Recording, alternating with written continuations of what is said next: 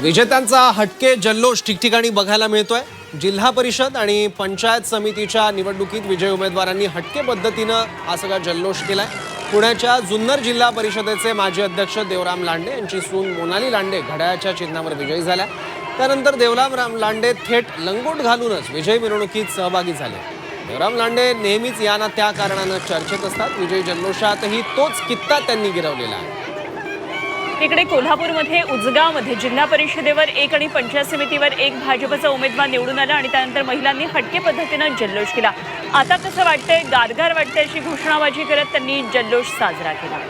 याच उजगावात काही महिलांनी केळ दाखवून आनंदोत्सव साजरा केलाय। उजगाव मतदारसंघात एक जिल्हा परिषद आणि पंचायत समितीत भाजप उमेदवार विजयी झाल्यानंतर महिलांकडून हटके पद्धतीनं हा जल्लोष साजरा करण्यात आला।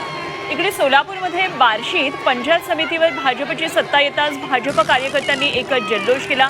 यावेळी एका अतिउत्साही कार्यकर्त्यानं मोटरसायकल गुलालावर गोल गोल फिरवत जीव घेण्याची स्टंटबाजी केल्याचं पाहायला मिळतं। माळशिरस तालुक्यात भाजपच्या विजयी सलामीनं लोकसभा आणि विधानसभेचा वचपा काढलाय। दहिगाव गटातून राम सातपुतेंच्या पत्नी संस्कृती सातपुते विजयी झाल्यात।